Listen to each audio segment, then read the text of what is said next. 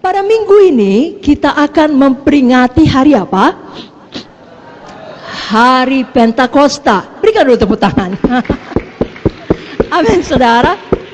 Nah, Pentakosta berasal dari bahasa Yunani atau bahasa Greek yang artinya hari ke-50. Pentakos, 50-an. Jadi sebenarnya arti harafiah dari Pentakosta tidak lain adalah hari ke-50. Karena dahulu bangsa Israel merayakan hari Pentakosta sebagai hari di mana hukum Tuhan diberikan, yakni 50 hari setelah hari Paskah, Passover.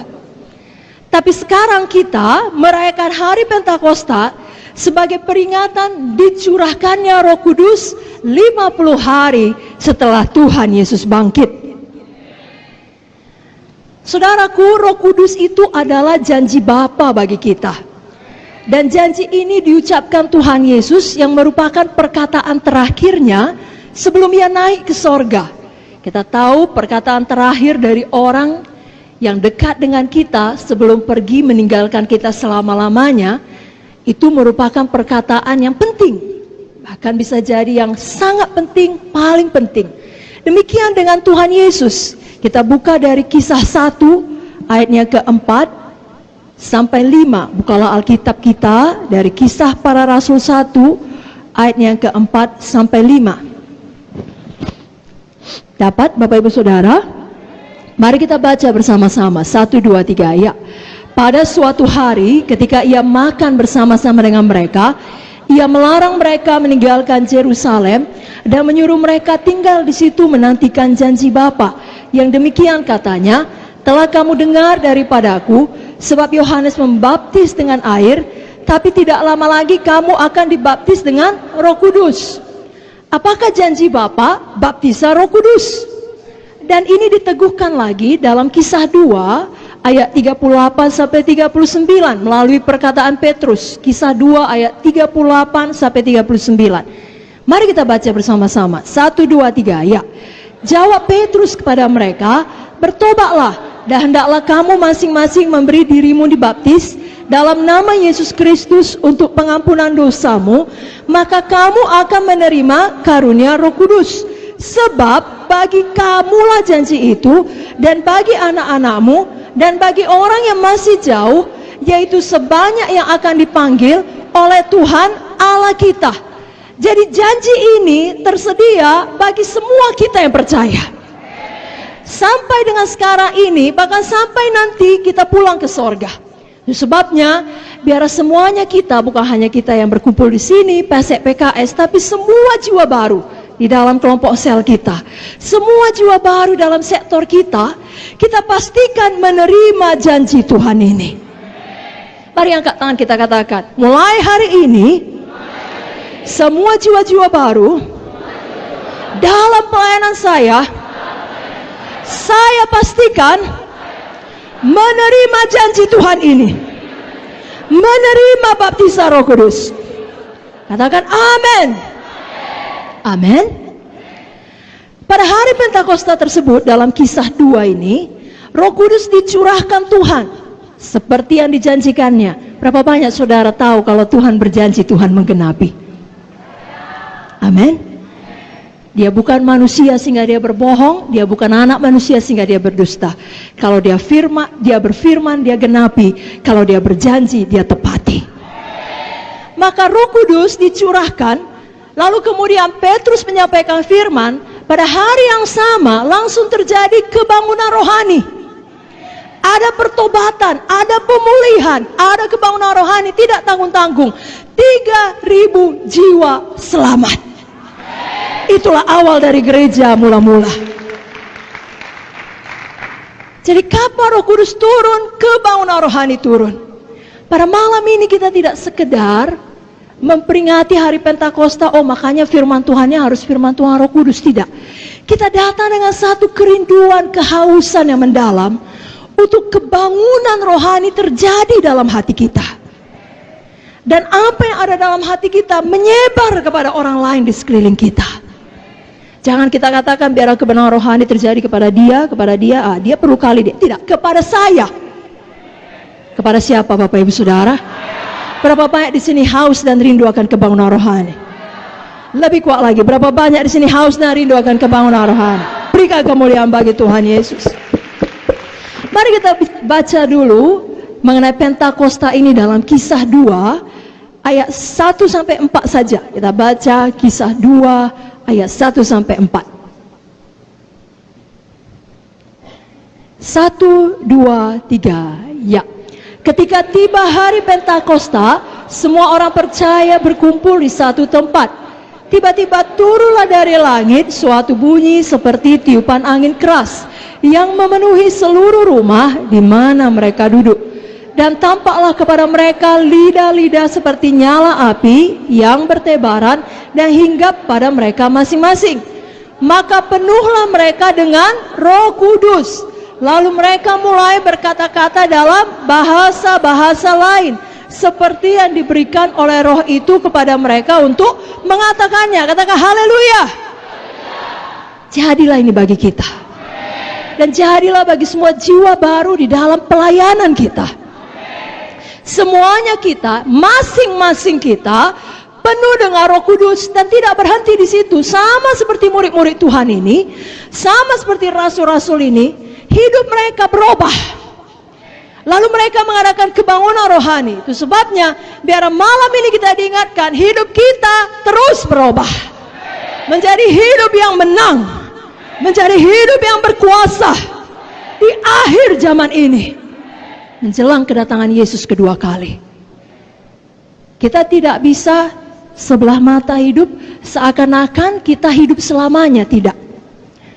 Suatu saat kita semua akan mati. Suatu saat kalau kita belum mati, Yesus akan datang kedua kali. Dan menurut akselerasi yang terjadi pada zaman sekarang di mana kita hidup, tidaklah mustahil Yesus datang pada malam ini atau esok hari atau minggu depan atau kapan saja.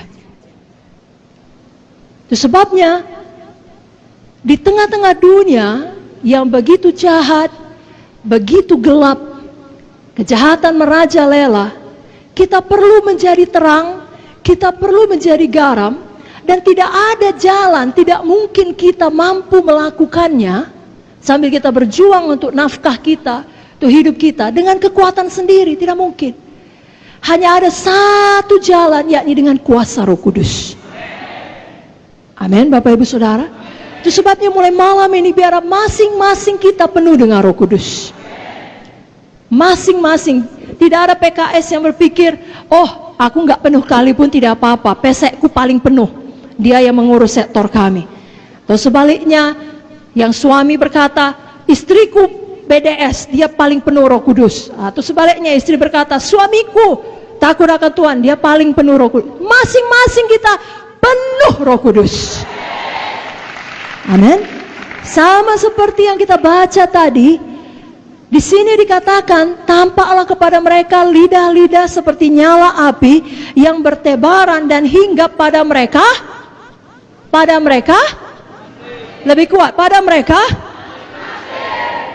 Mari angkat tangan kita, ikut-ikut doa ini dengan sungguh-sungguh, katakan, mulai malam ini Tuhan, kami masing-masing penuh Roh Kudus. Kami memiliki hidup yang berubah, yang menang, yang berkuasa, menjadi saksi Tuhan di akhir zaman ini, menunggu kedatangan-Mu yang kedua kali. Kami semua berjaga-jaga, hidup dalam Roh, dipimpin oleh Roh, biar semuanya kami, seluruh sidang GKI, mengalami kebangunan rohani. Jadilah ini bagi kami di dalam nama Yesus. Dan semua kita berkata, berikan tepuk tangan bagi Tuhan Yesus. Nah, tadi judul firman Tuhan mengenal Roh Kudus dan dipenuhkan dalam Roh Kudus. Jadi mari kita ingat, siapakah Roh Kudus sebenarnya? Yang pertama, Roh Kudus adalah seseorang, bukan sesuatu. Roh Kudus adalah seorang pribadi. Apa Bapak Ibu Saudara? Nah, kalau kita melihat Roh Kudus sebagai kuasa, saya perlu penuh Roh Kudus supaya saya berkuasa, supaya saya bisa menjadi saksi Tuhan yang dinamis. Saya perlu penuh Roh Kudus supaya saya bisa menjadi saksi Tuhan yang mengabarkan Injil kemana-mana. Dia adalah kuasa. Maka kalau kita melihatnya sebagai kuasa, kita tidak merasa perlu membina hubungan pribadi dengannya. Karena kuasa itu adalah sesuatu. Tapi kalau kita selalu mengingat Roh Kudus sebagai seseorang, sebagai pribadinya Tuhan, maka kita mengerti ada Tuhan hidup di dalam saya. Seharusnya satu pewahyuan ini saja cukup membuat saudara sukacita sepanjang malam ini. Ada Tuhan hidup di dalam saudara.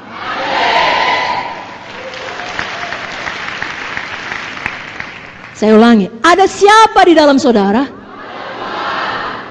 Tuhan yang bagaimana? Tuhan yang hidup, yang menciptakan langit dan bumi dengan perkataan, yang adalah Alfa dan Omega, yang adalah yang awal dan yang akhir, yang memegang segala kuasa, yang maha tahu. Itu yang hidup dalam saudara. Namanya Roh Kudus. Jadi dia adalah seseorang.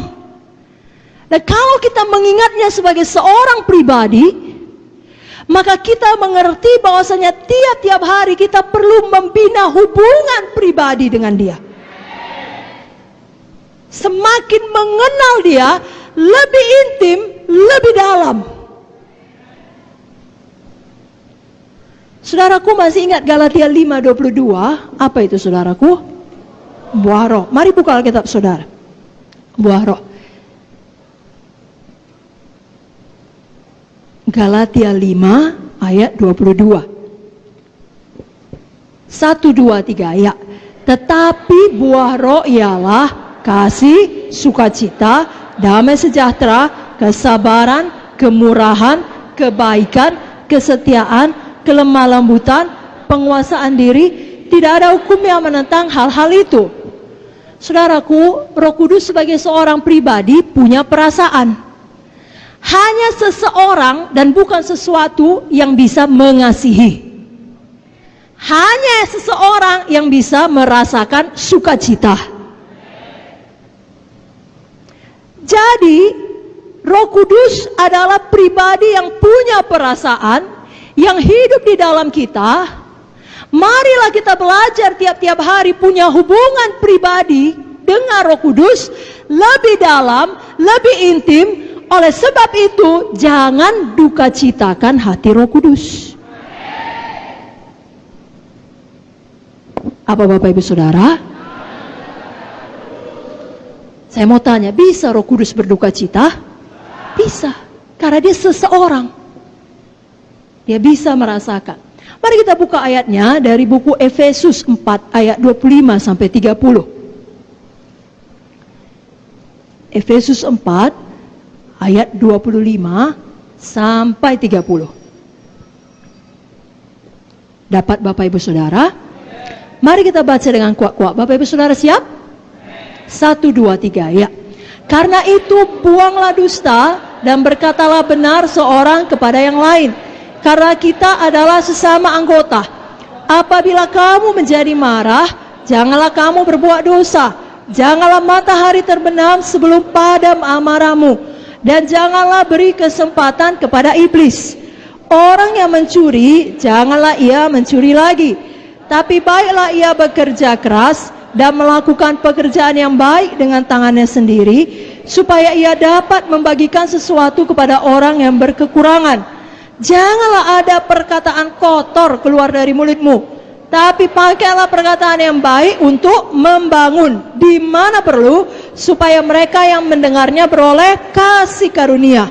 Dan janganlah kamu mendukakan Roh Kudus Allah yang telah memeteraikan kamu menjelang hari penyelamatan. Amin. Jadi ada beberapa perkara yang dapat membuat Roh Kudus di dalam kita berduka cita. Tapi malam ini kita hanya melihat 2 perkara saja.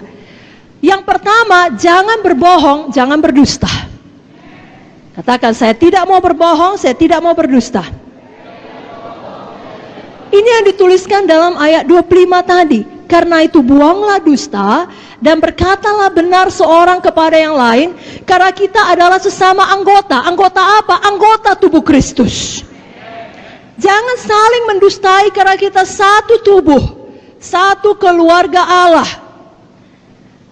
Saudaraku, dalam Mazmur 119 ayat 163 dikatakan, aku benci dan merasa jijik terhadap dusta, tetapi Tauratmu ku cintai. Kalau kita mengasihi firman, maka kita jijik terhadap dusta.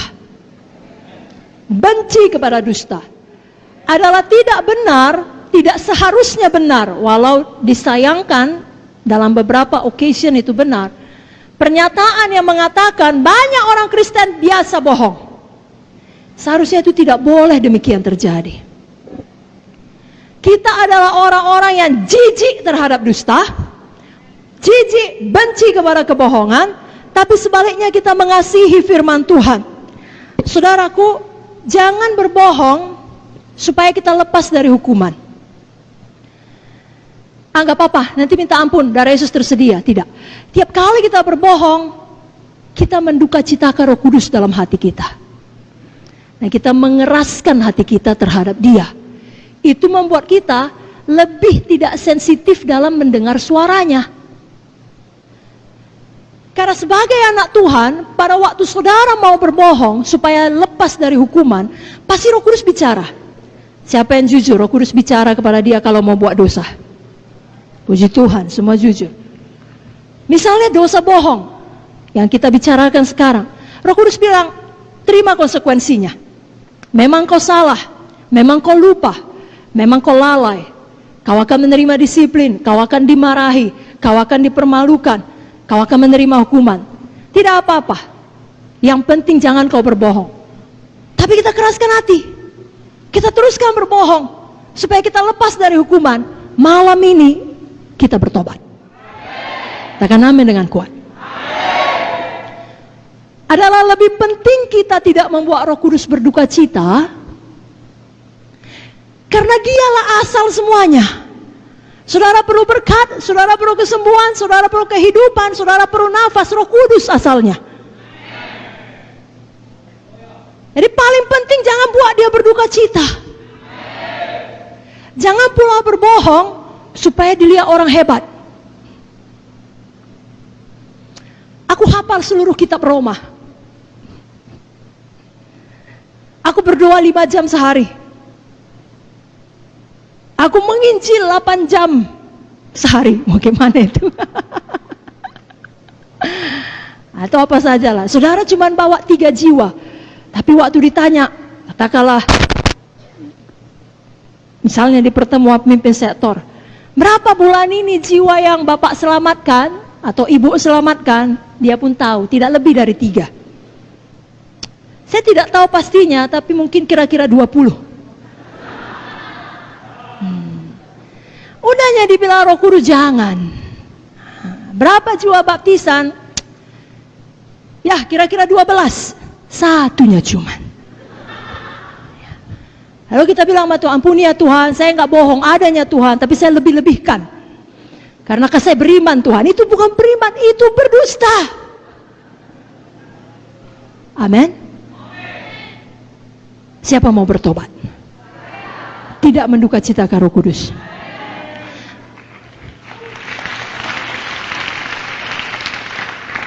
Jadi jangan berbohong supaya lepas dari hukuman.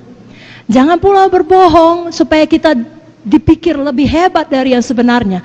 Tapi ada satu bohong yang lebih parah dari kedua ini. Walau semua dosa sama saja di hadapan Tuhan, tidak bisa satu dosa pun masuk ke sorga. Tetapi di dunia ini, kalau bohong yang berikut ini dilakukan, itu hati sangat-sangat jahat. Bohong yang bagaimana? Yakni saudara berbohong mengenai sesuatu hal atau seseorang yang mengakibatkan perpecahan sesama anggota. Saudara baca tadi ayatnya kan? Ia mengakibatkan perpecahan sesama tubuh Kristus, sesama saudara. Dan ini diulangi lagi dari buku Amsal. Mari kita buka Amsal 6 Sama-sama kita buka Alkitab kita dari Amsal 6 ayat 16 sampai 19.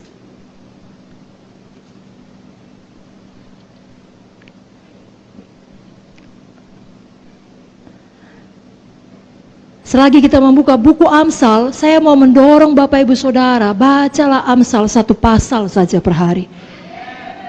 Ada begitu banyak hikmat untuk bisnis saudara, untuk pelayanan saudara, untuk keluarga saudara. Ini buku yang sangat luar biasa. Baik, Amsal 6 ayat 16 sampai 19, kita baca dengan kuat-kuat. 1, 2, 3, ya. 6 perkara ini yang dibenci Tuhan, bahkan 7 perkara yang menjadi kekejian bagi hatinya: mata sombong, lidah dusta, tangan yang menumpahkan darah orang tak bersalah, hati yang membuat rencana-rencana yang jahat, kaki yang segera lari menuju kejahatan, seorang saksi dusta yang menyembur-nyemburkan kebohongan, dan yang menimbulkan pertengkaran saudara. Apa yang dibenci Tuhan, apa yang menjadi kekejian bagi hatinya? Kalau saudara perhatikan mengenai dusta, diulang sampai 3 kali. Yang pertama dikatakan lidah dusta. Yang kedua ayat 19 ada 2 kali, saksi dusta yang menyembur-nyemburkan kebohongan, saksi dusta yang menimbulkan pertengkaran saudara. Jadi kalau ada kita di sini menyampaikan ucapan yang tidak sepenuhnya benar, itu bohong. Lalu kemudian ucapan yang tidak benar itu dan tidak baik itu mengakibatkan hubungan di antara kita menjadi rusak, Tuhan benci. Apa saudaraku? Sebabnya bebas hari ini dari yang namanya gosip, bebas dari namanya fitnah, pengumpat, dan kawan-kawannya. Amin. Dan ini termasuk ucapan saudara di sosial media. Kalau kita baca di Efesus 4 tadi, ucapan kita harus yang membangun, supaya orang yang mendengarnya beroleh kasih karunia. Kalau semua anak Tuhan melakukan ini, hoax tidak bisa berkembang. Kenapa? Semua benci dan jijik kepada dusta, tapi mengasihi Taurat Tuhan. Semua tidak mau menyampaikan, ya tepuk tangan bagi Tuhan Yesus, haleluya. Semua tidak mau menyampaikan ucapan-ucapan yang tidak membawa berkat. Di sini dikatakan menimbulkan pertengkaran saudara, maksudnya bukan saudara dalam keluarga badani. Misalnya saudara menyampaikan hal yang tidak baik kepada saya mengenai ucapan Kak Vicky, lalu hubungan saya dan Kak Vicky menjadi tidak baik. Tapi kalau menyampaikan yang tidak baik kepada saya mengenai Kak Heni, wah kan gak munte, itu gak apa-apa. Hubungan saya dengan dia tidak baik pun kan tidak sesama saudara. Salah. Sesama saudara ini sesama saudara tubuh Kristus. Siapapun, suku apapun, marga apapun, usia apapun, jangan ada pertikaian, perselisihan di dalam KKS, di dalam sektor, oleh karena ucapan kebohongan. Dan sekali lagi Roh Kudus pasti sudah bicara di dalam. Tidak perlu kau kirimkan itu. Tidak perlu kau forward itu. Tidak perlu kau teruskan itu. Itu tidak menjadi berkat, walau itu benar. Alkitab juga berkata, pikirkan perkara yang benar, mulia, adil, suci, manis, sedap didengar, patut dipuji, disebut kebajikan. Jadi tidak cukup benar saja. Kalau orang yang mendengarnya tidak beroleh kasih karunia, saudara hentikan. Apalagi kalau itu betul-betul kebohongan murni. Tuhan benci dan jijik. Amsal 14 ayat 5 berkata, saksi yang setia tidak berbohong, tapi siapa menyembur-nyemburkan kebohongan adalah saksi dusta. Siapa di sini saksi dusta? Tidak ada. Siapa di sini saksi yang setia? Amin. Amsal 17 ayat 7. Orang bebal tidak layak mengucapkan kata-kata yang bagus, apalagi orang mulia mengucapkan kata-kata dusta. Saudara, orang mulia, saudara orang mulia, Jangan ambil bagian dalam semua gosip, dalam semua kebohongan, dalam semua dusta. Jangan duka citakan Roh Kudus yang ada di dalam saudara. Setan mau saudara ikut kehendak daging saudara. Setan mau saudara terus berbohong. Karena bukan hanya Roh Kudus berduka cita, saudara akan menerima akibat yang sangat tidak baik. Saya bacakan Amsal 19 ayat 5. Mari kita baca bersama-sama ayat ini. Amsal 19 ayat 5. 1, 2, 3. Ya. Saksi dusta tidak akan luput dari hukuman. Orang yang menyembur-nyemburkan kebohongan tidak akan terhindar. Jadi tidak bisa luput. Orang dunia ini berpikir tidak apa-apa berdusta sepanjang tidak ketahuan. Tapi Alkitab mengajarkan walaupun tidak ketahuan oleh orang yang bersangkutan, oleh bos, oleh pemimpin, oleh keluarga, oleh siapalah yang bersangkutan, tapi Tuhan tahu dan tidak bisa luput dari hukuman. Dan diulangi lagi di ayat 9. Mari baca bersama Amsal 19 ayat 9. 1, 2, 3. Ya. Saksi dusta tidak akan luput dari hukuman. Orang yang menyembur-nyemburkan kebohongan akan binasa. Kita tidak mau ini akhir hidup kita. Kita mau berkemenangan. Amin saudaraku. Itu sebabnya pada malam ini kalau Roh Kudus bicara, jangan keraskan hati. Jangan duka citakan Roh Kudus. Yang artinya saudara keraskan hati, saudara pilih, tidak, aku mau bohong. Apapun dibilang aku bohong. Aku kekurangan. Mesti kuambil sebagian dari persembahan KKS ini. Aku akan bohong dalam laporanku, misalnya. Atau apa sajalah. Roh Kudus bilang jangan. Ada jalannya diberkati, jalan terang, jalan kejujuran. Saudara keraskan hati, tidak, aku tidak mau, aku mau bohong. Saudaraku, itu hidup di dalam gelap. Artinya saudara memilih untuk hidup tidak lurus, tidak jujur, sembunyi-sembunyi. Saudara memilih untuk hidup belat-belit. Tahukah saudara, satu kebohongan akan membawa kepada kebohongan berikutnya, dan berikutnya, dan berikutnya, dan berikutnya, dan lebih besar, dan lebih besar, dan lebih besar. Putuskan itu, bertobat sungguh-sungguh. Datang kepada terang. Jangan lagi lakukan pelayanan, lakukan bisnis, lakukan apa saja, lakukan hubungan dalam sembunyi-sembunyi. Jangan.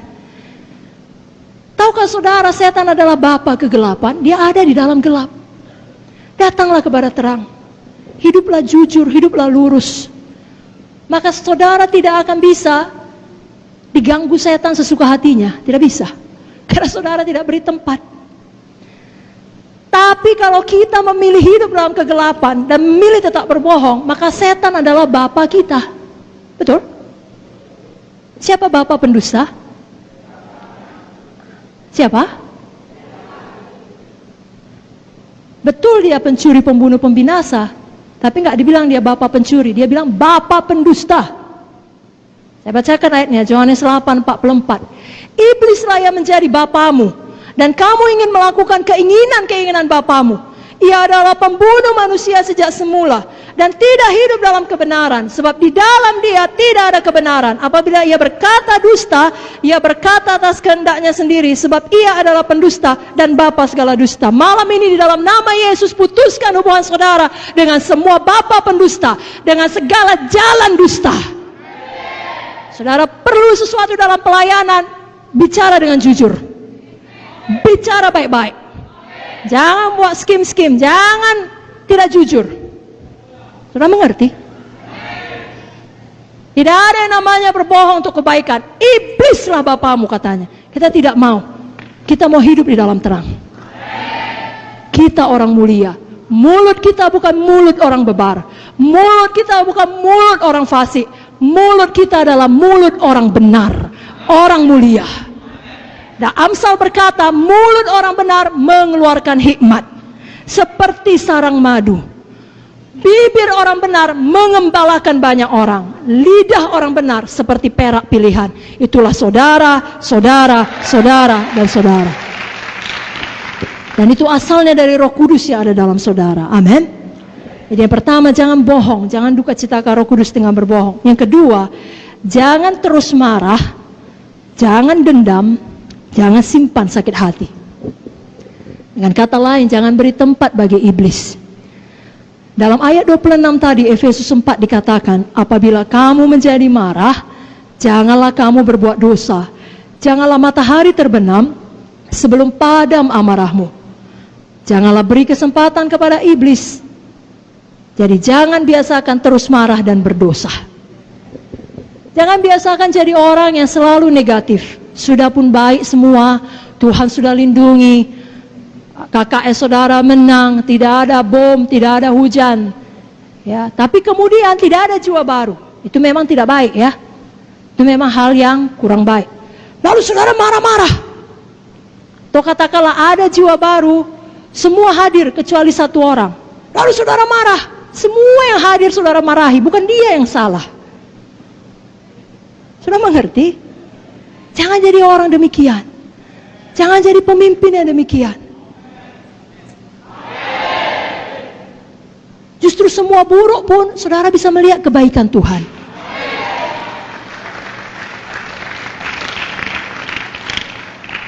Saya ulangi, belum semua mendapatnya. Justru semua tidak baik pun saudara bisa melihat kebaikan Tuhan. Karena saudara tahu saya masih hidup. Saya belum dipanggil Tuhan, tandanya ada yang baik menanti saya di depan. Ada yang baik yang harus saya kerjakan. Walau semua ini kacau, saya belum pulang ke sorga, berarti ada kebaikan Tuhan. Begitu. Tapi kalau selalu melihat ini salah, itu kurang, ini tidak baik, pemarah. Kan kita tidak mau jadi orang munafik, saudaraku. Maksud saya adalah, saudara menyampaikan banyak firman di KKS saudara, tapi di dalam keluarga saudara, saudara adalah seorang teror. Saya nggak bilang teroris ya, teror. Maksudnya, kalau saudara seorang ayah pulang kerja, semua anak saudara ketakutan. Bapak udah pulang, semua sembunyi. Kenapa? Saudara pulang, cas. Mana makan? Terus sebaliknya, kalau saudara ibu-ibu, mama udah balik dari BDS, dari BDS.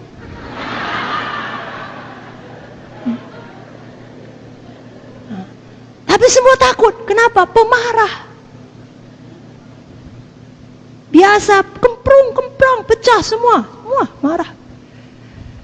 Itu menduka citakan Roh Kudus. Lalu hati ini keras, Roh Kudus mau bicara nggak bisa, buta, nggak bisa dengar.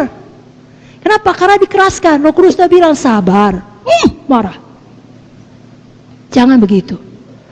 Banyak bersyukur lihat kebaikan Tuhan. Nah, saya tidak menghakimi karena semua kita datang dari banyak latar belakang. Jangankan pemarah, pembunuh pun ada, pemerkosa pun ada, betul saudara. Dan puji Tuhan untuk darah Yesus yang sanggup mengampuni semua dosa-dosa kita. Seburuk apapun, sehitam apapun, menjadi putih seperti salju. Terima kasih Tuhan Yesus. Tapi setelah itu kita perlu patuh kepada pimpinan Roh Kudus. Hidup oleh Roh. Ya, tidak meneruskan hidup di dalam daging. Nah baik, itu marah karena apapun, udah baik pun tetap marah. Tapi ini lebih tinggi daripada itu, saudara, saya, kita semua perlu bertumbuh secara rohani. Jangan marah walau ada dasar untuk marah. Dengan kata lain, saudara punya alasan cukup pantas, layak untuk marah, yakni orang jahat terhadap saudara. Orang melakukan kecurangan terhadap saudara. Dan lain-lain lah, orang membicarakan saudara, menggosipkan saudara, bla bla bla. Begitupun tetap jangan marah. Bukan saya yang bilang, Alkitab yang bilang. Mari buka Alkitab saudara. Mari bangkit berdiri dari Mazmur 37 ayat 1 sampai 8. Ini ayat yang sangat luar biasa. Semua kita perlu sungguh-sungguh membacanya. Mazmur 37 ayat 1 sampai 8.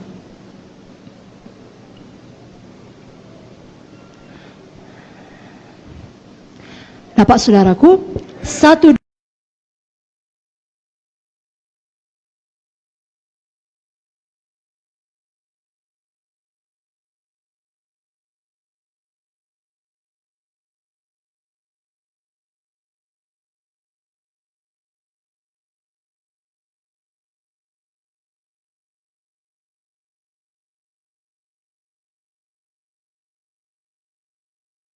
2, 3. Hidupmu kepada Tuhan dan percayalah kepadanya, dan Ia akan bertindak. Ia akan memunculkan kebenaranmu seperti terang dan hakmu seperti siang. Berdiam dirilah di hadapan Tuhan dan nantikanlah Dia. Jangan marah karena orang yang berhasil dalam hidupnya, karena orang yang melakukan tipu daya. Berhentilah marah dan tinggalkanlah panas hati itu. Jangan marah, itu hanya membawa kepada kejahatan. Coba ulangi 3 kali bagian terakhir. Jangan marah, itu hanya 1, 2, 3 ya. Jangan marah. Lagi. Amin. Bila sama kiri kanan. No maya-maya. Silakan duduk Bapak Ibu Saudara. Jadi betul ada orang jahat. Saya mau tanya, di tempat kerja saudara ada orang jahat? Ada? Dalam keluarga saudara semua baik?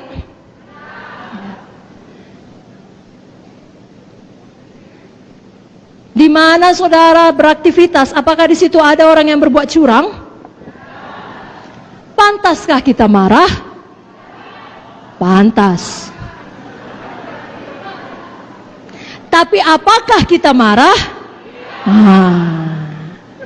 Kenapa? Karena Roh Kudus di dalam. Kita tidak mau mendukacitakan Roh Kudus. Pendapat siapa lebih berharga? Pendapat dia atau pendapat Roh Kudus? Dia bilang, itu bapak itu, ibu itu, atau kakak itu, abang itu, itu dia itu penipu itu. Tapi Roh Kudus bilang, kau orang yang sangat diberkati, aku mengasihi engkau. Lalu orang tersebut kemudian bilang, itu pemalas, itu jahat itu, namanya aja PKS, namanya aja PSE, banyak utangnya itu. Panas hati kita, padahal udah kita lunasi semua utang kita. Itu hidup lama kita. Lalu memarah kita sama dia. Roh Kudus bilang, kau sangat dikasihi, kau luar biasa, kau anakku yang kekasih. Yang mana yang kita dengar? Pendapat siapa lebih penting? Pendapat manusia atau pendapat Roh Kudus? Siapa Tuhan kita? Ucapan dia atau ucapan Roh Kudus yang memang adalah Tuhan Tritunggal? Siapa Roh Kudus? Itu Tuhan kita. Percayalah kepada Tuhan. Diamlah di negeri. Lakukanlah yang baik. Ia akan memunculkan kebenaranmu seperti terang dan hakmu seperti siang. Jadi Roh Kudus di dalam kita menyanggupkan kita untuk bersabar. Jangan kita lawan Roh Kudus tersebut dengan sengaja mengeraskan hati dan mendukacitakan dia. Buku Amsal lagi-lagi memberikan banyak petunjuk. Dalam Amsal 14 ayat 29 dikatakan, orang yang sabar besar pengertiannya, tapi siapa cepat marah membesarkan kebodohan. Amsal 15 ayat 18, si pemarah membangkitkan pertengkaran, tetapi orang yang sabar memadamkan perbantahan. Siapa mau jadi si pemarah? Siapa mau menjadi orang yang sabar? Amin. Amin. Amsal 19 ayat 19, orang yang sangat cepat marah akan kena denda, karena jika kau hendak menolongnya, engkau hanya menambah marahnya. Jangan kita menjadi orang demikian. Amsal 20 ayat 3, terhormatlah seseorang jika ia menjauhi perbantahan, tapi setiap orang bodoh membiarkan amarahnya meledak. Roh Kudus menolong kita sehingga kita bisa menguasai diri kita. Itu salah satu buah roh, penguasaan diri. Amin saudara. Kita mau menjadi orang yang terhormat. Nah saudaraku, sama seperti hubungan antar manusia, bisa dekat, bisa intim. Ini kita ada banyak di sini. Semua kita satu keluarga kan? Siapa kita mengaku kita ini satu keluarga Allah? Siapa kita mengaku kita satu tubuh Kristus? Tapi walaupun kita semuanya satu tubuh Kristus, satu keluarga Tuhan di Gereja Kemenangan Iman Indonesia, kita kalau dengan jujur, ada di antara kita yang hubungannya lebih dekat, ada yang lebih renggang. Betul? Hubungan saya dengan saudara tentulah lebih renggang bila dibandingkan dengan hubungan saya dengan Ibu Munte atau Ibu Victoria. Betul? Saya lebih intim dengan mereka. Demikian juga Roh Kudus ada di dalam kita, tapi kedekatan kita dengan Roh Kudus, keintiman kita dengan Roh Kudus, itu semuanya terserah kepada kita. Tergantung kepada kepatuhan kita kepadanya. Bila kita dengan sengaja menduka citakan Roh Kudus, nah bukan berarti saudara kehilangan keselamatan saudara, saudara terancam masuk neraka, tidak. Saudara punya jaminan keselamatan.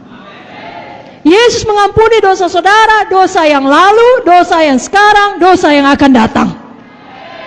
Wah, itu saja cukup untuk buat saudara bersorak-sorai. Bersorak-sorai, tepuk tangan dulu. Tidak ada yang lebih penting dari jaminan keselamatan. Namun, walaupun kita tetap selamat, tapi hubungan kita dengan Roh Kudus tidak lagi begitu manis seperti sebelumnya ketika saudara patuh. Kalau saudara jujur, saudara tahu saat-saat itu, ya, ini di waktu saudara berdoa, saudara tidak bisa merasakan apa-apa. Pernah?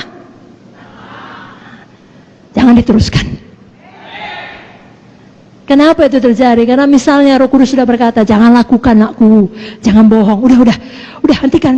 Itu gosip nakku. Roh Kudus bilang, nakku jangan gitu. Kalau mau bilang sungguh-sungguh, jangan pura-pura, jangan hidup dalam kegelapan, jangan sembunyi-sembunyi. Lurus saja, tetap juga belak-belik. Roh Kudus bilang, sabar nakku, jangan meledak. Tapi kita keraskan hati. Lalu itu membuat Roh Kudus berduka cita. Saudaraku, saya mau katakan, saudara bisa bebas dari ikatan dosa. Bukan hanya bohong, bukan hanya marah, apa saja. Kalaupun masih ada di antara saudara punya dosa-dosa yang terselubung, saudara bisa bebas. Kalau saudara mau jujur pada Roh Kudus. Saya bacakan Mazmur 32, saudaraku. Dengar baik-baik ya, Mazmur 32. Dari Daud, nyanyian pengajaran. Berbahagialah orang yang diampuni pelanggarannya, yang dosanya ditutupi. Berbahagialah manusia yang kesalahannya tidak diperhitungkan Tuhan dan yang tidak berjiwa penipu. Dengan kata lain, yang jujur. Ayat 3 dan 4. Selama aku berdiam diri, selama aku tidak mengaku dosa, selama aku tetap diam, tulang-tulangku menjadi lesu karena aku mengeluh sepanjang hari. Sebab siang malam tanganmu menekan aku dengan berat, sumsumku menjadi kering, seperti oleh teriknya musim panas. Lalu ayat 5 dia berkata, dosaku kuberitahukan kepadamu, kesalahanku tidak kusembunyikan. Aku berkata, aku akan mengaku kepada Tuhan pelanggaran-pelanggaranku, dan Engkau mengampuni kesalahan karena dosaku. Apa maksud ayat ini? Selama kita tidak jujur pada Roh Kudus, kepada Tuhan, kita yang menderita. Bukan Tuhan tidak tahu dosa kita. Tuhan tahu pikiran kita dari jauh. Pemazmur berkata, Kau tahu, Kau menyelidiki batinku. Tuhan tahu kalau kita berpikiran kotor.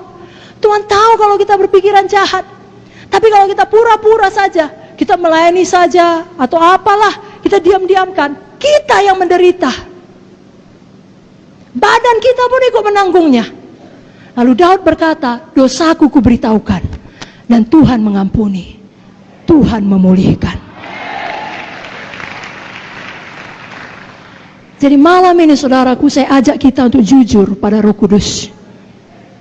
Maka kita cintakan uang, maka kita tidak sungguh-sungguh melayani KKS kita, kasih kita telah menjadi dingin. Kita nggak peduli, datang nggak datang, situ kau, aku pun punya hidup, aku pun perlu cari makan.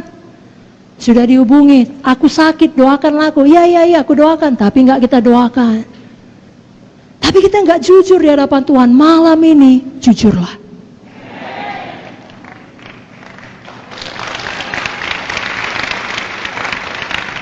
Akui semuanya di hadapan Tuhan. Tuhan tahu. Selama ini pun Tuhan tahu. Tapi waktu kita jujur, kita melepaskan diri kita. Lalu mulai dengan setia ikuti proses pemulihan saudara dari ikatan dosa itu. Karena sama seperti saudara tidak terikat dalam satu hari, kan? Betul? Betul? Tidak ada orang dalam satu hari langsung terikat narkoba. Tidak ada orang dalam satu hari terikat pornografi. Nah, kerap kali proses pemulihan pun ada, perlu waktu. Saudara setia di dalamnya. Apa kata Roh Kudus, saudara ikuti. Mari tutup mata saudara, angkat tangan saudara. Tidak usah pedulikan kiri kanan, katakan dengan jujur, Roh Kudus, Kau begitu mengasihi saya. Saya mengaku semua dosa saya. Kau tahu Tuhan, dosa pikiran, dosa perkataan, dosa perbuatan. Saya akui semuanya. Saya tidak sembunyikan. Saya tidak mau lagi hidup dalam gelap. Saya tidak mau berbohong. Saya tidak mau marah. Ampunilah saya selama ini. Saya sering tidak menyadari Kau hidup di dalam saya. Saya sering mengeraskan hati saya dan mendukacitakan Engkau. Tapi mulai hari ini saya bertobat. Saya berbalik. Saya terima pemulihan. Saya mau patuh kepadamu. Saya mengasihimu dengan segenap hati saya dan dengan tindakan saya. Mulai malam ini saya alami kebangunan rohani di dalam nama Yesus. Dan semua kita berkata, berikan tepuk tangan bagi Yesus. Baik, itu poin yang pertama, Roh Kudus seorang pribadi. Jangan kita duka citakan. Poin yang kedua, Roh Kudus itu adalah Tuhan sendiri. Roh Kudus adalah Tritunggal. Sama seperti Allah Bapa dan Allah Anak, Tuhan Yesus. Roh Kudus tidak lebih rendah kedudukannya dibandingkan Bapa ataupun Tuhan Yesus. Sama. 3 dalam 1, 1 dalam 3. Saya bacakan satu ayat saja, Kisah 5 ayat 3-4 mengenai Ananias yang mendustai Roh Kudus. Apa kata firman dalam Kisah 5 ayat 3-4? Tetapi Petrus berkata, Ananias, mengapa hatimu dikuasai iblis sehingga engkau mendustai Roh Kudus dan menahan sebagian dari hasil penjualan tanah itu? Selama tanah itu tidak dijual, bukankah itu tetap kepunyaanmu? Dan setelah dijual, bukankah hasilnya itu tetap dalam kuasamu? Mengapa engkau merencanakan perbuatan itu dalam hatimu? Engkau bukan mendustai manusia, tetapi mendustai Allah. Ananias mendustai Roh Kudus, sama Ananias mendustai Allah. Jadi jangan ada persepsi yang salah dalam pemikiran kita, bahwasanya Roh Kudus itu ya lebih rendah sedikit dari Bapa atau dari Tuhan Yesus. Tidak, mereka adalah satu. Dan mereka adalah satu. Roh Kudus sekarang ada di dunia ini, di dalam hati kita. Dan firman Allah menyatakan roh yang ada di dalam kita lebih besar dari semua roh yang ada di dalam dunia ini. Saudara tidak perlu takut, amin. Yang ketiga, Roh Kudus adalah penolong kita, Parakletos. Yohanes 14 ayat 16-17. Roh Kudus adalah penolong. Mari kita baca sama-sama, Bapak Ibu Saudara siap? Yohanes 14 ayat 16-17, 1, 2, 3 ayat. Aku akan minta kepada Bapa dan Ia akan memberikan kepadamu seorang penolong yang lain, supaya Ia menyertai kamu selama-lamanya, yaitu Roh kebenaran. Dunia tidak dapat menerima Dia, sebab dunia tidak melihat Dia dan tidak mengenal Dia.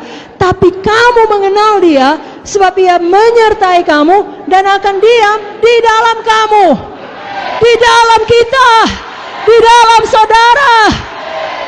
Ada Tuhan di dalam saudara, ada Roh Kudus di dalam saudara. Seberapa berat pun perjuangan saudara, Dia tidak pernah meninggalkan saudara. Dia ada di dalam saudara untuk menolong saudara. Untuk menolong saudara. Sebabnya kalau Dia bicara kita dengarkan. Karena maksudnya hanya untuk menolong saudara. Kalau ada orang mau menolong kita, kita terima saudaraku. Amin.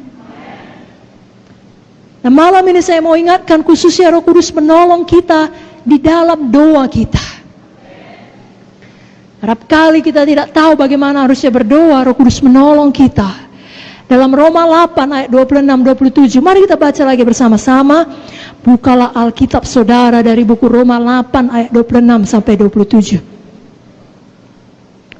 1, 2, 3, ya. Demikian juga Roh membantu kita dalam kelemahan kita, sebab kita tidak tahu bagaimana sebenarnya harus berdoa, tapi Roh sendiri berdoa untuk kita kepada Allah dengan keluhan-keluhan yang tidak terucapkan. Dan Allah yang menyelidiki hati nurani mengetahui maksud Roh itu, yaitu bahwa ia sesuai dengan kehendak Allah berdoa untuk orang-orang kudus. Itulah baiknya Roh Kudus itu. Dia berdoa untuk orang-orang kudus. Dia memimpin kita dalam doa kita. Itu sebabnya saudaraku suka berdoa dalam bahasa roh. Saudara mungkin sudah pernah mendengar kesaksian yang mirip dengan ini. Bagaimana seorang hamba Tuhan pergi dalam mission trip ke luar negeri 3 bulan lamanya. Dalam satu ketika pada masa itu, tengah malam dia dibangunkan oleh Tuhan, tidak tenang hatinya. Dia tidak tahu apa yang salah. Tidak ada kabar, tidak ada sesuatu yang bahaya, tapi tidak bisa tenang hatinya, tidak bisa dia tidur. Lalu apa yang dia lakukan? Dia mohon Roh Kudus menolong dia berdoa. Maka dia mulai berdoa di dalam bahasa roh. Dia berdoa terus sampai kira-kira 1 jam. Ada damai Tuhan, dia tahu sudah beres, sudah selesai. Lalu dia pergi tidur. Nah, ketika tidur dia mendapat mimpi di kota di mana dia tinggal ada keluarganya, adiknya masuk ambulans, dibawa ke rumah sakit, dinyatakan dokter sudah meninggal dunia. Dalam mimpinya itu dia ada di situ, dia masuk ke dalam ruangan di mana adiknya terbujur kaku, terbaring. Lalu dia berkata, bangun, bangkit. Adiknya itu bangun, bangkit dan hidup kembali. Lalu dia bangun, dia ingat mimpi itu, dia bersyukur kepada Tuhan. Dia bahkan tidak menelepon ataupun menanyakan kabar. Begitulah Roh Kudus, begitu kuatnya dalam hati kita orang-orang percaya. Habis masa 3 bulan dari mission trip tersebut, dia pulang ke negaranya, ke kotanya. Adiknya menyambut dia di airport dengan sangat excited dan berkata, tahukah kau bang, waktu kau pergi kemarin, aku kena serangan penyakit, aku hampir mati. Tapi mujizat Tuhan, aku hidup kembali.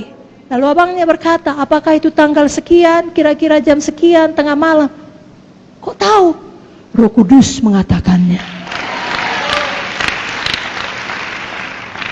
Saudaraku, Roh Kudus yang sama masih bekerja. Jadi Roh Kudus sangat baik. Ada orang berpikir Roh Kudus itu kejam. Kenapa dikatakan kejam? Karena Roh Kudus selalu membuat kita merasa bersalah akan dosa kita. Itu tidak benar, karena tidak ada ayatnya. Roh Kudus membuat engkau merasa bersalah tiap kali kau berdosa. Justru sebaliknya. Mari buka Yohanes 16 ayat 9 sampai 11. Yohanes 16, saya baca ke ayat 8 sampai 11. Dan kalau ia datang, maksudnya Roh Kudus, ia akan menginsafkan dunia akan dosa, kebenaran, dan penghakiman. Akan dosa, karena mereka tetap tidak percaya kepadaku. Akan kebenaran, karena mereka pergi kepada Bapa, karena aku pergi kepada Bapa, dan kamu tidak melihat aku lagi. Akan penghakiman, karena penguasa dunia ini telah dihukum. Maksudnya apa? Dengarkan baik-baik. Yang pertama, akan dosa, karena mereka tidak percaya kepadaku. Maksudnya, Roh Kudus bukan membuat kita merasa bersalah akan dosa kita, justru sebaliknya. Roh Kudus bekerja di dalam hidup manusia untuk menyadarkan mereka bahwasanya mereka adalah orang berdosa dan tidak dapat menyelamatkan dirinya sendiri. Oleh karena itu mereka butuh juru selamat, namanya Yesus. Karena dalam 1 Korintus 12 ayat 3 dikatakan, aku mau meyakinkan kamu, tidak ada seorang pun yang berkata-kata oleh Roh Allah dapat berkata terkutuklah Yesus. Sebaliknya, tidak ada seorang pun yang dapat mengakui Yesus adalah Tuhan selain oleh Roh Kudus. Kayak kita berdoa kepada jiwa-jiwa yang belum selamat, Roh Kudus jamah hatinya. Karena adalah pekerjaan Roh Kudus yang membuat seseorang insaf, menyadari dia orang berdosa. dia tidak dapat menyelamatkan dirinya, dia butuh juru selamat. Baru dia cari juru selamat dan dia terima Yesus sebagai juru selamatnya. Jadi kalau saudara merasa bersalah akan dosa saudara, itu bukan Roh Kudus, itu setan penuduh, pendakwah. Justru saudara bersyukur Yesus Kristus telah mengampuni dosa saudara. Yesus Kristus adalah Tuhan dan juru selamat saudara. Akan kebenaran, karena aku pergi kepada Bapa dan kamu tidak melihat aku lagi. Maksudnya kebenaran bahwa kita telah dibenarkan oleh Tuhan Yesus. Jadi kita dalam posisi, kalau dalam bahasa Inggrisnya, right standing with God. Kita dapat datang ke hadirat Tuhan kapan saja. Bukan karena kita sempurna, tapi karena darah Yesus membenarkan kita. Kita tidak perlu baik dulu, baru layak datang berdoa kepada Tuhan. Tidak perlu, karena ada darah Yesus yang membenarkan kita. Itulah penolong Roh Kudus. 2 Korintus 5:21 mengatakan, 2 Korintus 5:21 mengatakan, dia yang tidak mengenal dosa telah dibuatnya menjadi dosa oleh karena kita, supaya dalam dia kita dibenarkan oleh Allah. Di Roh Kudus ingatkan kita tersebut. Kau telah dibenarkan. Maju terus melayani. Betul kau tadi berdosa, minta ampun, bertobat. Sekarang maju terus, kau telah dibenarkan. Akan kebenaran. Jadi bukan Roh Kudus yang menuduh kita. Justru Roh Kudus mengingatkan kita, dosa kita telah dibenarkan oleh karya Yesus. Akan penghakiman, karena penguasa dunia ini telah dihukum. Saya pikir saudara semua mengerti ini. Penguasa dunia ini, setan ini telah dihukum. Dulu saudara di bawah kuasanya, tapi sekarang tidak lagi. Dia ada di bawah kaki saudara. Setan tidak punya otoritas atas saudara. Jadi itu Roh Kudus penolong. Dia ingatkan saudara, setan tidak berkuasa atas saudara. Itu sebabnya Roh Kudus dikatakan dalam Yohanes tadi, roh kebenaran. Dia ajari, dia ingatkan kita akan kebenaran itu. Yohanes 16 ayat 13 saya bacakan. Apabila ia datang, yaitu roh kebenaran, ia akan memimpin kamu dalam seluruh kebenaran. Sebab ia tidak berkata-kata dari dirinya sendiri, tapi segala sesuatu yang didengarnya itulah yang dikatakannya, dan ia akan memberitakan kepadamu hal-hal yang akan datang. Oh, luar biasa. Bayangkan saudara punya guru yang maha tahu, yang tahu semuanya, mau berdiam di dalam saudara dan berkomitmen untuk tidak pernah meninggalkan saudara. Apapun yang terjadi, dia mau mengajari saudara. Itulah kepenuhan Roh Kudus. Itulah yang perlu kita alami semakin dalam semakin hari. Diajari kita. Dan dia adalah roh penghibur. Roh apa saudaraku? Roh apa saudaraku? Adakah kita malam ini yang butuh penghiburan? Saya pikir pasti ada, mengingat besarnya amin tadi ya. Betul saudaraku. Dan bukan hanya malam ini, saya pikir tiap hari kita butuh penghiburan. Nah, malam ini saya mau katakan penghiburan yang sejati hanya ada di dalam Roh Kudus. Sebabnya kalau hati saudara berat, datang pada Roh Kudus. Bicara pada Roh Kudus, dia ada di dalam saudara. Saya bacakan ayatnya, Yohanes 16 ayat 7, Yohanes 15 ayat 26, Yohanes 14 ayat 26. Saya mulai dari Yohanes 16 ayat 7. Namun benar yang kukatakan ini kepadamu adalah lebih berguna bagi kamu jika aku pergi. Sebab jikalau aku tidak pergi, penghibur itu tidak akan datang kepadamu. Tapi jikalau aku pergi, aku akan mengutus dia kepadamu. Yohanes 15:26. Jikalau penghibur yang akan kutus dari Bapa datang, yaitu roh kebenaran yang keluar dari Bapa, ia akan bersaksi tentang aku. Yohanes 14:26. Tetapi penghibur, semua berkata tetapi penghibur, yaitu Roh Kudus yang akan diutus oleh Bapa dalam namaku, dialah yang akan mengajarkan segala sesuatu kepadamu dan akan mengingatkan, semua berkata mengingatkan saya akan semua yang telah kukatakan kepadamu. Dia ingatkan firman yang pernah saudara baca. Dia ingatkan firman yang pernah diajarkan kepada saudara. Dia ingatkan firman yang saudara dengarkan seperti malam ini dan hari-hari sebelumnya sebelum hari ini. Dia ingatkan firman Tuhan. Bagaimana mungkin saudara tidak terhibur? Karena dia mengingatkan kita akan Tuhan Yesus dan akan firman Tuhan. Betapa kasih Tuhan bagi kita baru tiap hari. Betapa kasih Tuhan bagi kita kekal untuk selama-lamanya. Dia ingatkan saya dan saudara adalah manusia roh yang suatu hari akan pulang ke sorga. Dunia ini sementara. Penderitaan zaman sekarang ini tidak dapat dibandingkan dengan kemuliaan kekal yang menanti kita kelak. Dia ingatkan kalau Tuhan di pihak saudara, siapakah yang dapat melawan saudara? Roh Kudus menghibur, Roh Kudus mengingatkan. Roh Kudus mengingatkan, Roma 8:39, tidak ada yang dapat memisahkan saudara dengan kasih Kristus. 7 kali orang benar jatuh, tapi ia bangkit kembali.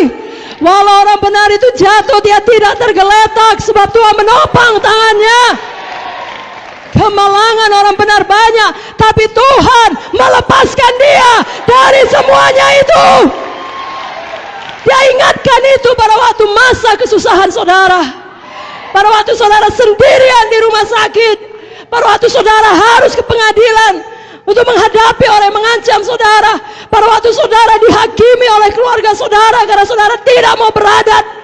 Pada waktu saudara meneteskan air mata dan tidak ada seorang pun yang melihatnya. Roh Kudus ada di sana. Dia di dalam saudara. Dia menghibur saudara. Dia tidak pernah meninggalkan saudara. Dan dia ingatkan firman Tuhan kepada saudara. Alamilah kepenuhan Roh Kudus saudaraku. Malam ini hauslah. Satu persekutuan yang intim dengan dia.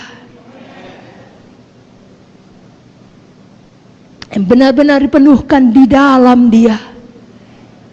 Sehingga kita bangkit dari keterpurukan apapun masalah kita.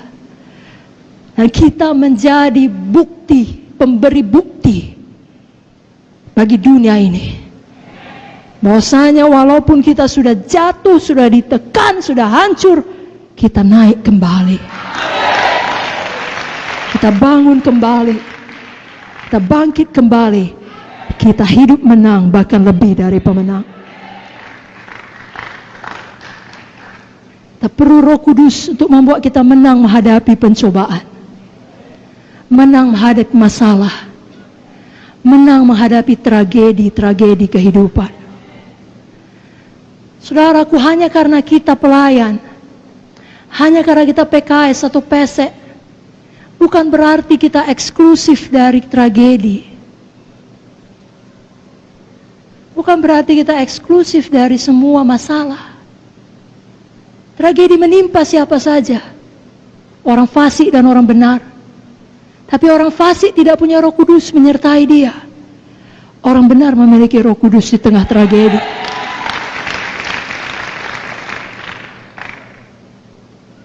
Jadi walaupun kita tidak mungkin terlepas dari penderitaan dunia ini, tapi kasih Roh Kudus di dalam kita. Kuasa Roh Kudus di dalam kita. Hikmat Roh Kudus di dalam kita. Itu yang memampukan kita menanggung semua penderitaan itu. Sehingga dalam menjalaninya kita tidak menyerah. Kita tahu akan tiba tanggal kadaluarsanya. Lalu kita dimampukan untuk setia. Bahkan lebih daripada itu, kita tidak kehilangan damai kita. Kita tidak kehilangan pujian dari mulut kita. Kita tidak kehilangan sukacita kita. Dan paling penting, kita tidak kehilangan iman kita. Kita tidak berbalik dan menunjuk Tuhan dan berkata, kenapa kau izinkan ini terjadi? Kalau kau peduli kepada aku, kenapa kau biarkan? Tidak. Kita berkata, segala sesuatu bekerja sama mendatangkan kebaikan bagi kami yang mengasihi Tuhan. Walaupun aku berjalan dalam lembah kekelaman, aku tidak takut bahaya, karena Kau besertaku. Siapa yang membuat kita mampu mengatakan itu sesudah tragedi. Hanya Roh Kudus.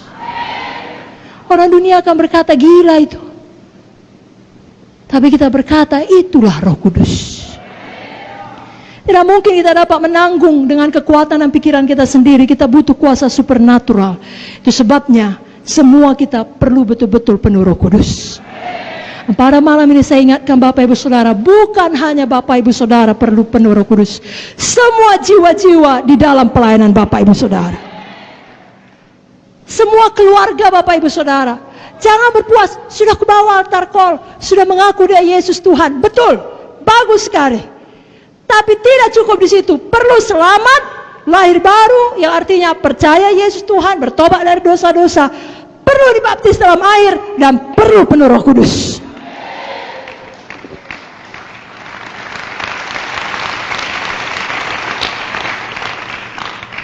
Saudaraku, bagus selamat, bagus baptisan air, sangat-sangat baik. Tapi kalau kita mau hidup yang berkuasa dan menang tadi, perlu baptisan Roh Kudus. Adalah Yesus sendiri yang membaptis kita dengan Roh Kudus. Keempat Injil menuliskannya. Saya bacakan Matius 3 ayat 11, Markus 1 ayat 8, Lukas 3 16 dan Yohanes 1 33. Matius 3 11, aku membaptis kamu dengan air sebagai tanda pertobatan. Tapi ia yang datang kemudian daripadaku lebih berkuasa daripadaku, dan aku tidak layak melepaskan kasutnya. Ia akan membaptiskan kamu dengan Roh Kudus dan dengan api. Markus 1:8, aku membaptis kamu dengan air, tapi ia akan membaptis kamu dengan Roh Kudus. Siapa membaptis? Yesus membaptis dengan Roh Kudus. Lukas 3:16, Yohanes menjawab dan berkata kepada semua orang itu, aku membaptis kamu dengan air, tapi ia lebih berkuasa daripada aku akan datang dan membuka tali kasutnya pun aku tidak layak. Ia akan membaptis kamu dengan Roh Kudus dan dengan api. Yohanes 1:33, aku pun tidak mengenalnya, tapi dia yang mengutus aku untuk membaptis dengan air telah berfirman kepadaku, jikalau kau melihat Roh itu turun ke atas seseorang dan tinggal di atasnya, dialah itu yang akan membaptis dengan Roh Kudus. Jadi kalau sampai diulangi dalam keempat Injil, Tuhan mau semua anak-anaknya sampailah kepada kepenuhan itu. Selamat, baptisan air, baptisan Roh Kudus. Jadi mari kita PKS-PSE berjuang sampai jiwa itu demikian. Lalu dia tinggal di rumah Tuhan. Saudaraku, Tuhan Yesus yang adalah teladan kita semua tahu juga penuh Roh Kudus. Dibaptis air dan penuh Roh Kudus. Matius 3:16. Sesudah dibaptis, Yesus keluar dari air. Pada waktu itu juga langit terbuka. Ia melihat Roh Allah seperti burung merpati turun ke atasnya. Kalau Yesus sendiri perlu penuh Roh Kudus ketika dia masih hidup di dunia ini, apalagi kita. Apalagi saudara, apalagi jiwa-jiwa yang kita layani. Sekali lagi, perlu selamat, lahir baru, perlu penuh Roh Kudus. Mari buka Alkitab saudara dari Kisah 2 ayat 38.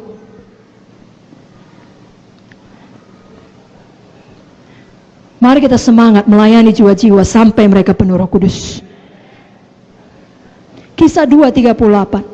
Jawab Petrus kepada mereka, bertobatlah dan hendaklah kamu masing-masing memberi dirimu dibaptis dalam nama Yesus Kristus untuk pengampunan dosamu, maka kamu akan menerima karunia Roh Kudus. Tiga-tiga ada di situ. Bertobat itu selamat, lahir baru. Dibaptis dan menerima Roh Kudus. Sekarang diulangi lagi dalam Kisah 8 ayat 12. Mari buka Alkitab saudara dari Kisah 8 ayat 12. Mari kita baca bersama-sama. 1, 2, 3 ya. Tapi sekarang mereka percaya kepada Filipus yang memberitakan Injil tentang kerajaan Allah dan tentang nama Yesus Kristus, dan mereka memberi diri mereka dibaptis, baik laki-laki maupun perempuan. Baguskah ini saudaraku? Bagus. Semua bikin tangannya bagus. Agak sangat bagus. Tapi apakah berhenti di situ? Apakah cukup? Tidak. Walau mereka sudah menerima Injil, dengan kata lain sudah selamat, dan bahkan mereka sudah memberi mereka dibaptis, baptisan air, apakah yang terjadi? Kisah 8 ayat 14-17. Mari kita baca di bawahnya 14-17. 1, 2, 3 ya. Ketika rasul-rasul di Yerusalem mendengar bahwa tanah Samaria telah menerima firman Allah, mereka mengutus Petrus dan Yohanes ke situ. Setibanya di situ, kedua rasul itu berdoa supaya orang-orang Samaria itu beroleh Roh Kudus. Sebab Roh Kudus belum turun di atas seorang pun di antara mereka, karena mereka hanya dibaptis dalam nama Tuhan Yesus. Kemudian keduanya menompangkan tangan di atas mereka, lalu mereka menerima Roh Kudus. Haleluya. Mari angkat tangan saudara, katakan, saya sebagai PKS, saya pastikan jiwa-jiwa di KKS saya benar-benar selamat, benar-benar baptisan air dan penuh Roh Kudus. Katakan amin. Berikan tepuk tangan bagi Tuhan Yesus. Satu ayat lagi saudaraku, Kisah 19 ayat 1-2. Mengenai perlunya ketiganya. Tidak cukup dua saja. Kisah 19 ayat 1-2. Mari kita baca bersama-sama. 1, 2, 3, ya. Ketika Apolos masih di Korintus, Paulus sudah menjelajah daerah-daerah pedalaman dan tiba di Efesus. Di situ dapatinya beberapa orang murid. Katanya kepada mereka, sudahkah kamu menerima Roh Kudus ketika kamu menjadi percaya? Akan tapi mereka menjawab dia, belum. Bahkan kami belum pernah mendengar bahwa ada Roh Kudus. Nah, coba dengarkan baik-baik. Kenapa Paulus menulis ini? Kenapa Paulus berkata seperti ini? Pada waktu dia pergi satu tempat, dia temukan ada murid-murid yang percaya kepada Tuhan Yesus. Lalu ditanyanya, apakah kamu sudah menerima Roh Kudus ketika kamu menjadi percaya? Bukankah saat kita percaya, dengan kata lain saat kita selamat menerima Yesus, dengan sendirinya kita juga menerima Roh Kudus? Jadi kenapa ditanya Paulus? Apakah teologi Paulus salah? Tidak. Tidak mungkin salah. Dia menulis sebagian besar daripada kitab-kitab perjanjian baru. Amin saudara. Maksudnya di sini adalah Paulus mau mereka menerima baptisan Roh Kudus, dipenuhkan di dalam Roh Kudus dan berdoa bicara dalam bahasa roh. Itu sebabnya kita baca seterusnya ayat 3-6. 1, 2, 3, ya. Lalu kata Paulus kepada mereka, kalau begitu dengan baptisan manakah kamu telah dibaptis? Jawab mereka, dengan baptisan Yohanes. Kata Paulus, baptisan Yohanes adalah pembaptisan orang yang telah bertobat, dan ia berkata kepada orang banyak bahwa mereka harus percaya kepada dia yang datang kemudian daripadanya, yaitu Yesus. Ketika mereka mendengar hal itu, mereka memberi diri mereka dibaptis dalam nama Tuhan Yesus. Dan ketika Paulus menumpangkan tangan di atas mereka, turunlah Roh Kudus ke atas mereka, dan mulailah mereka berkata-kata dalam bahasa roh dan bernubuat. Waktu saudara layani jiwa, jelaskan sejelas-jelasnya. Roh Kudus bukan hanya untuk murid-murid Yesus dan 120 orang yang tertulis di Kisah Para Rasul 2, tapi untuk kamu dan untuk anak-anak kamu, untuk sebanyak orang yang dipanggil Tuhan, untuk kita semua janji itu. Dengan tepuk tangan saudaraku, amin. Nah, kalau ada yang berkata itu dulu, sekarang tidak lagi, saudara terangkan, pencurahan Roh Kudus sejak Kisah 2 tadi tidak pernah berhenti. Seperti yang kita baca inilah saudaraku. Apa yang kita baca di dalam Kisah 8 tadi, itu terjadi 5 tahun setelah Pentakosta di Kisah Para Rasul 2. Kalau saudara buka Kisah Para Rasul 10, cerita mengenai Cornelius dan keluarganya yang penuh Roh Kudus, itu terjadi 10 tahun setelah Pentakosta di Kisah Para Rasul 2. Dan yang terakhir tadi dalam Kisah 19 itu terjadi 25 tahun setelah Pentakosta di Kisah Para Rasul 2. Dengan kata lain, itu terjadi terus menerus sampai sekarang ini pencurahan Roh Kudus masih berlangsung. Saya tanya saudara, bersemangat penuh Roh Kudus? Bersemangat memastikan jiwa-jiwa dalam pelayanan kelompok sel sektor saudara penuh Roh Kudus? Supaya semua menyadari ada pribadi yang hidup di dalamnya, yang mengajari, yang menolong, yang menghibur, roh kebenaran. Amin saudara.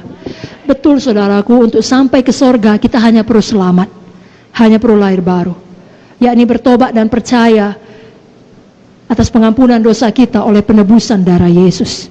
Tapi supaya kita bisa hidup menang di dunia ini, kita perlu baptisan air dan baptisan Roh Kudus. Dalam baptisan air, saudara mendeklarasikan putus hubungan dengan manusia lama. Dalam baptisan Roh Kudus, saudara memiliki kuasa untuk bangkit menjadi manusia yang baru. Ayat yang paling disukai Bapak Founder, Kisah 1 ayat 8, saudaraku, kuasa yang diberikan oleh Roh Kudus. Mari kita baca sama-sama Kisah 1 ayat 8. Saudara bersemangat membacanya? 1, 2, 3, ya.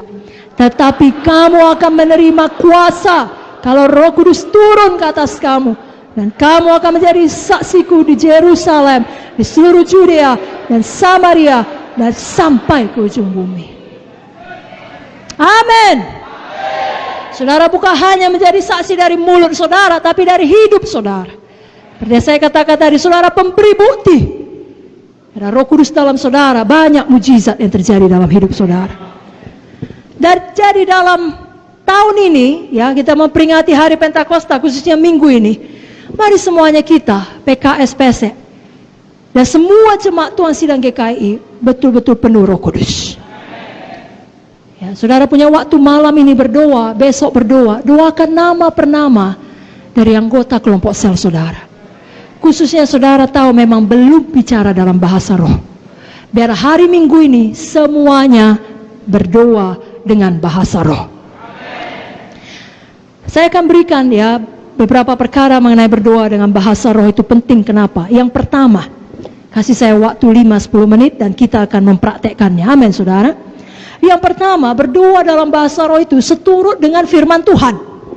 Jadi itu ada di Alkitab, ya, saya ambil dari 1 Korintus 14 ayat 2. Siapa yang berkata-kata dengan bahasa roh tidak berkata-kata kepada manusia tetapi kepada Allah. Sebab tidak ada seorang pun yang mengerti bahasanya, oleh roh ia mengucapkan hal-hal yang rahasia. Ayat 14-15, 1 Korintus 14. Jika aku berdoa dengan bahasa roh, rohku yang berdoa, tapi akal budiku tidak turut berdoa. Jadi apa yang harus kubuat? Aku akan berdoa dengan rohku, tapi aku berdoa juga dengan akal budiku. Aku akan menyanyi dan memuji dengan rohku, tapi aku akan menyanyi dan memuji juga dengan akal budiku.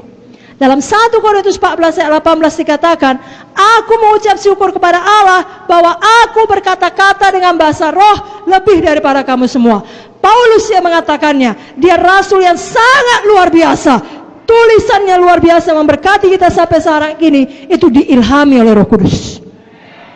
Dan jelas dikatakan, jangan melarang orang berkata-kata dengan bahasa roh. 1 Korintus 14 ayat 39. Karena itu saudara-saudaraku, usahakanlah dirimu untuk memperoleh karunia untuk bernubuat, dan janganlah melarang orang yang berkata-kata dengan bahasa roh. Jadi kalau ada jiwa saudara lain yang berkata bahasa roh itu aneh, katakan tidak aneh. Paulus tidak aneh. Kenapa? Karena memang Roh Kudus sendiri tidak aneh. Lalu katakan kepada dia, saya kan tidak aneh. Kita semua tidak aneh. Justru kita berdoa dengan bahasa roh akan menjadi pribadi yang lebih baik, pribadi dengan karakter Yesus. Lalu kalau ada jiwa saudara berkata, aku udah pernah hari itu didoakan dengan bahasa roh, tapi nggak langsung lancar. Makanya aku berhenti, katakan memang tidak langsung lancar. Kebanyakan orang waktu dibaptis pertama kali dengan Roh Kudus tidak langsung lancar bahasa roh. Sama seperti anak kecil manapun yang belajar satu bahasa, tidak langsung lancar. Nggak ada anak bayi, begitu keluar dari perut mamanya, haleluya mama, nggak ada saudaraku. Bahkan setelah 1 tahun pun mungkin yang cuma dia bisa bilang mama, mama, papa, nggak ada. Selamat pagi, saya perlu makanan, nggak ada. Tapi kalau 5 tahun dia sudah semakin bisa berbahasa dengan baik. Kalau dia orang Indonesia, berbahasa Indonesia. Jadi kalau baru penuh Roh Kudus, ya dia malu. Aku yang kubilang coba, papa, tidak apa-apa, dorong terus. Serahkan lidahmu kepada Roh Kudus. Lakukan dengan iman. Lakukan dengan iman. Lakukan dengan iman. Amin saudara. Sama seperti saudara, kalau saudara sudah lama dalam Tuhan dan bahasa roh saudara itu saja, minta pada Roh Kudus, lakukan dengan iman. Dia bisa berikan perbendaharaan bahasa roh yang lain kepada saudara. Berdoa dengan bahasa roh yang kedua itu membangun diri kita. 1 Korintus 14 ayat 4. Siapa berkata-kata dengan bahasa roh, ia membangun dirinya sendiri. Siapa yang tidak mau membangun dirinya? Tidak ada kan? Mari saya ganti pertanyaannya. Siapa mau membangun dirinya? Banyaklah berdoa dalam bahasa roh. Kan tidak ada kita yang berkata, oh aku udah hebat, aku udah sempurna, aku udah pelayan, aku tidak perlu dibangun lagi. Tidak ada kita yang berkata demikian. Semua kita perlu membangun diri kita, menyegarkan diri kita. Yesaya 28 ayat 11-12 berkata, sungguh oleh orang-orang yang berlogat ganjil dan oleh orang-orang yang berbahasa asing akan bicara kepada bangsa ini. Dia telah berfirman kepada mereka, inilah tempat perhentian. Berilah perhentian kepada orang yang lelah, inilah tempat peristirahatan, tapi mereka tidak mau mendengarkan. Kerap kali kita capek, badani, jiwani, kita butuh tempat istirahat, tempat perhentian untuk membangun diri kita kembali, menyegarkan kita. Cara yang terbaik berdoa dengan bahasa roh. Apalagi khususnya di dunia sekarang ini penuh dengan segala macam berita yang tidak baik. Maka dapat menjadi berita yang menakutkan, mengerikan, dan mengancam. Dunia penuh dengan persoalan, kesedihan. Tempat peristirahat sejati adalah dalam persekutuan kita dengan Tuhan, bicara rahasia dengan doa bahasa roh. Contoh lainnya saudaraku, saya bacakan Yudas 1 ayat 20. Akan tetapi kamu saudara-saudaraku yang kekasih, bangunlah dirimu sendiri di atas dasar imanmu yang paling suci, dan berdoalah dalam Roh Kudus. Dengarkan baik-baik, berdoa dalam bahasa roh, membangun diri kita di atas dasar iman. Saudaraku, tadi kita sudah belajar Roh Kudus, roh penolong, roh kebenaran. Dia ajarkan, dia ingatkan akan firman Tuhan. Itu sebabnya tiap kali kita berdoa dalam bahasa roh, kita membangun diri kita di dalam iman. Ada kesaksian mengenai seorang pendeta, dia punya jemaat suami istri, jemaatnya setia. Suaminya orang baik, punya pekerjaan yang baik, tapi istrinya selalu sakit-sakitan, punya infeksi lambung. Minggu demi minggu, bulan dengan bulan, tahun demi tahun keluar masuk rumah sakit, tidak pernah berhenti. Dan bahkan ditakutkan itu akan berkembang menjadi kanker. Singkat cerita, suatu hari istrinya dipenuhkan oleh Roh Kudus dan mulai berbahasa roh. Dan tiap hari semakin penuh dengan Roh Kudus, semakin dalam kerinduannya untuk membaca firman.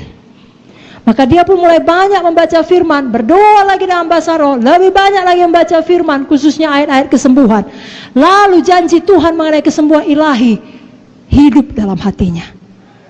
Tidak lama, betul-betul sembuh, diperiksa, tidak ada lagi penyakitnya, tidak pernah kumat sekalipun. Kita tahu bahasa roh sendirian tidak menyembuhkan kita, tapi pada waktu kita berdoa dalam bahasa roh itu membuat kita beriman. Membangun diri kita atas dasar iman, kita lebih percaya kepada janji Tuhan. Tiap kali kita bicara dalam bahasa roh, kita dapat melakukan seperti itu. Kenapa? Karena pada waktu bicara dalam bahasa roh itu saja, itu kan kita melakukannya dengan iman.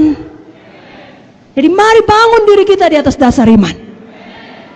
Lalu apapun masalah saudara, saudara bisa keluar sebagai pemenang. Saudara lihatlah Paulus, dia berkata tadi, aku berbahasa roh lebih banyak dari kamu semua. Nah saudara lihat hidupnya bukan hidup yang mudah. Hidup Paulus sangat berat, sangat menderita. Saudara baca buku Korintus, saudara menangis membaca penderitaan Paulus. Di dalam tubuhnya ada banyak tanda Kristus, banyak kali disesah. Tapi saudara tahu apa yang dikatakannya dari dalam penjara Filipi, bersukacitalah senantiasa di dalam Tuhan. Sekali lagi ku katakan, bersukacitalah. Bagaimana mungkin orang yang begini menderita, ditinggalkan semua orang. Menjelang kematiannya dia menuliskan, semua orang telah meninggalkan aku, sedih sekali. Bukan dia berkata, apa ini Tuhan? Seluruh hidup sudah kuberikan kepadamu, sekarang tinggal kematian Tuhan. Tidak ada orang menemani aku. Gak betul ini Tuhan. Bertahun-tahun melayani engkau dengan setia, kok begini jadinya? Tidak, dia tidak berkata demikian. Dia berkata, aku telah mengakhiri pertandingan iman yang baik. Aku telah mencapai garis akhir. Mahkota yang menantiku. Kok bisa ya berpikir seperti itu? Kok bisa ya punya mental pemenang seperti itu? Karena Roh Kudus. Karena Roh Kudus. Mari kita penuh Roh Kudus. Itu pilihan kita saudaraku. Seberapa penuh kita, itu pilihan kita. Setan akan melakukan apa saja supaya kita tidak berjalan dalam kuasa Roh Kudus. Karena dia tahu kalau saudara bangkit dalam kuasa Roh Kudus, sama seperti dikatakan dalam firman Tuhan buku Kisah ini sudah datang orang-orang yang membongkar balikkan dunia. Itulah dia. Setan tahu itu. Kalau betul kita hidup dalam kepenuhan Roh Kudus, kita membongkar balikkan dunia bagi Yesus. Jadi setan akan melakukan apa saja supaya kita tidak penuh Roh Kudus, supaya kita mendukacitakan Roh Kudus, supaya kita lupa bahwasanya Roh Kudus itu seorang pribadi hidup di dalam kita, supaya kita tidak berdoa dalam bahasa roh, supaya kita ikut kehendak daging kita. Lawanlah setan, maka dia akan lari daripadamu. Bukankah tadi sudah kita dengar Roh Kudus akan mengingatkan kita bahwasanya penguasa dunia ini telah dihukum. Setan tidak memiliki otoritas atas saudara kecuali saudara yang izinkan. Jangan izinkan, jangan beri kesempatan kepada iblis. Sebabnya hari ini jujur kepada Tuhan, akui semua dosa saudara. Jangan pelihara hati yang keras, biarkan Roh Kudus memenuhkan saudara. Jangan mulut kita bahasa roh, pikiran kita melayang, hati kita keras. Mulut kita bahasa roh, hati kita terbuka, lembut kepada Tuhan, patuh kepada Tuhan, takut akan Tuhan. Pikiran kita fokus kepada Tuhan. Saudara akan bangkit betul-betul menjadi orang yang membongkar balikkan dunia. Milikilah hati yang lembut, yang tidak mau mendukacitakan Roh Kudus. Sungguh-sungguh bertobat dari jalan yang salah dan terbuka sepenuhnya, sehingga malam ini ada pertobatan, malam ini ada pemulihan, dan mulai malam ini seterusnya ada satu kebangunan rohani yang tidak dapat dihentikan oleh apapun. Saudara diberkati.